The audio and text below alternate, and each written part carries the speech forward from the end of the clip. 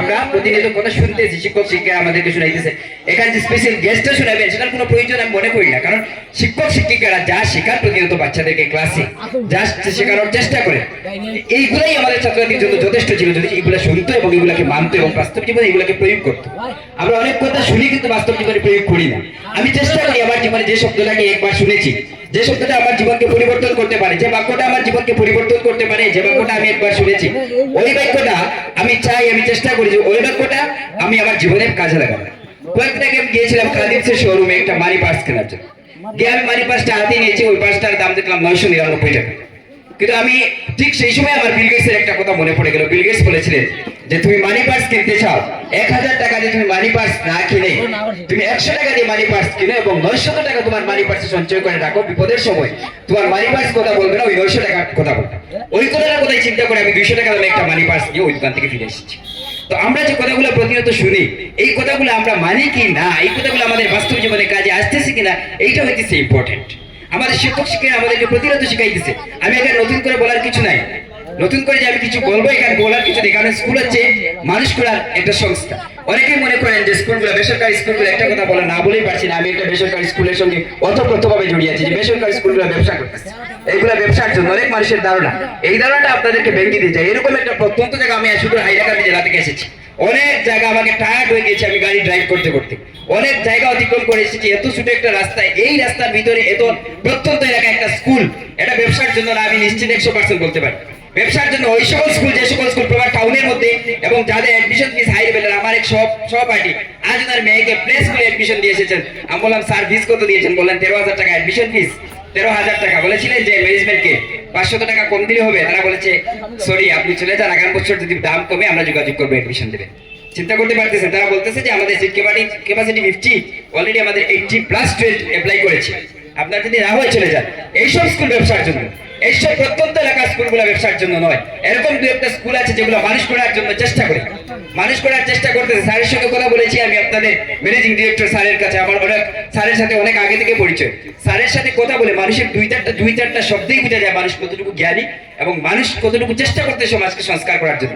স্যারের সাথে কথা হওয়ার পর 2-4টা কথার মধ্যেই আমি বুঝতে পেরেছি স্যারের মধ্যে একটা সমাজ সংস্কারের একটা চেষ্টা বা একটা আকাঙ্ক্ষা আছে।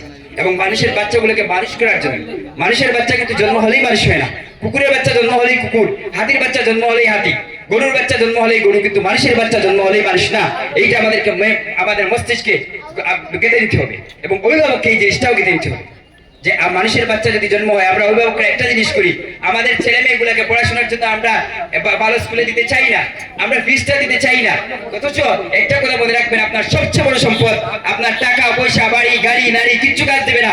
সবচেয়ে বড় সম্পদ আপনার সন্তান। আপনার সন্তান যদি আপনাকে মাথা নত করে মানুষের সামনে, ওই সন্তান দিয়ে আপনি কি করবেন? ওই টাকা দিয়ে কি করবেন? দুইটা সন্তান নিয়ে তো মানুষ, দুই ধরনের সন্তান নিয়েই তো মানুষ বাঁচে। এক সন্তান মানুষের সামনে মাথা নত করায়, হাত জোর করায়, আর এক সন্তান অহংকার করে বাঁচতে শেখায়। আপনার সন্তানকে কিভাবে করবেন এটা আপনি চিন্তা করুন। আপনার সন্তান আপনার জন্য অহংকার হবে, নাকি আপনার সন্তান আপনাকে মাথা নত করাবে মানুষের সামনে, আপনি মানুষের হাতে পায়ে ধরে ক্ষমা চাবেন? এরকম শত শত সন্তান আছে ড্রাগস এডিক্টেড করে মানুষের বাড়িতে চুরিতে ঢুকেছে, আজ বাবাকে ক্ষমা চাইতেছেন, বাবাকে কাঁদতেছেন। আজকে ডক্টর মিজানুর রহমান আজহারি বাংলাদেশের, উনার বাবাকে যদি আপনারা পান তাহলে মিজানুর রহমান আজহারি থেকে বিসম্মান করে এখানে বসাবেন কি বসাবেন না? বসাবেন। কেন বসাবেন? ডক্টর জাকির নায়েক, এরকম শত শত মানুষ রয়েছেন যাদের বাবাদেরকে আপনারা স্মরণ করতেছেন, মাদেরকে এখানে স্মরণ করতেছেন, চিন্তা করতেছেন, বলতেছেন আহা কোন মায়ের সন্তান ডক্টর মিজানুর রহমান আজহারি। এটা আমাদের মনে আসে কিনা? আসে। এরকম শত শত স্বামী বিবেকানন্দের কথা চিন্তা করলে, আমরা যদি ভাবি রবীন্দ্রনাথ ঠাকুরের কথা চিন্তা করি, নজরুল ইসলামের কথা চিন্তা করি, তাহলে আমাদের মনে আসে যে কোন বাবার সন্তান, কোন মায়ের সন্তান যে এমন কিছু সৃষ্টি করে গেল আমাদের সামনে, এমন কিছু রেখে গেলেন। সুতরাং মানুষের মনে বাঁচা আমাদের একান্ত প্রয়োজন। একটা কথা না বললে পারি না, আমি সবসময় চেষ্টা করি সমাজটাকে সংস্কার করার। সমাজকে একা সংস্কার করা যায় না, আমরা সবাই যদি হাতে হাত মিলাই তাহলে সমাজ সংস্কার হয়ে যাবে। বর্তমানে আমাদের সমাজে একটা জিনিস এত বেশি বিষের মতো ছড়িয়ে পড়েছে, সেটা হইতেছে ধর্মান্ধতা, সেটা হইতেছে ধর্মের নামে বিদ্বেষ ছড়ানো। ধর্মের নামে বিদ্বেষ ছড়ানোটা আমাদের সমাজে বর্তমানে অহরহ প্রচলন দেখা যাইতেছে।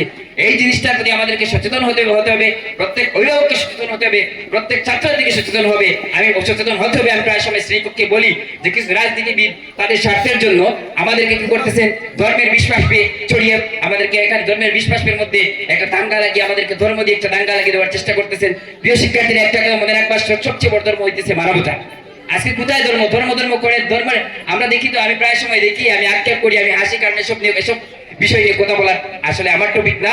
আলিম উলামারা হয়েছেন এসব বিষয় নিয়ে কথা বলবেন। আমি কয়েকটা একটা কিতাবে দেখলাম, আমি বেশিরভাগ সময় আমি বই অর্ডার করি, ডেলিভারি ম্যান আমার মুখস্থ হয়ে গেছে, সে বলে আপনার তো পার্সেল আসলেই বই আসবে।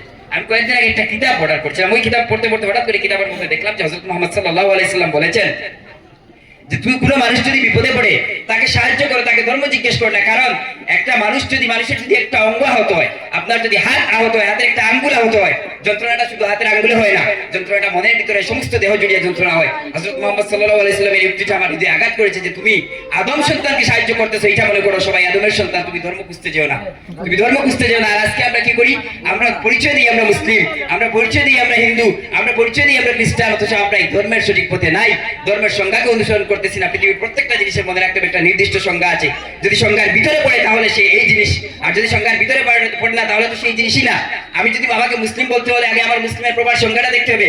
হযরত মুহাম্মদ সাল্লাল্লাহু আলাইহি সাল্লাম বিধর্মীর সঙ্গে কিরকম আচরণ করেছেন, অন্য ধর্মাবলম্বী মানুষের সঙ্গে কিভাবে আচরণ করেছেন, আর তুমি মাথায় টুপি নিয়ে মুখে দাঁড়িয়ে নিয়ে বলো হযরত মুহাম্মদ সাল্লাল্লাহু আলাইহি সাল্লামের উম্মত, আর মানুষের সঙ্গে কিরকম আচরণ করতেছো, এইটা কিন্তু তুমি লক্ষ্য করো নাই। ইহুদির লাশ নিয়ে দেখতেছিল, সাহাবায়ে কেরামরা বসেছিলেন মসজিদে নববীতে, হযরত মুহাম্মদ সাল্লাল্লাহু আলাইহি সাল্লাম উঠে দাঁড়িয়ে বসলেন, দাঁড়িয়ে গেলেন, সঙ্গে সঙ্গে সাহাবায়ে কেরামরা বললেন এটা তো ইহুদির লাশ।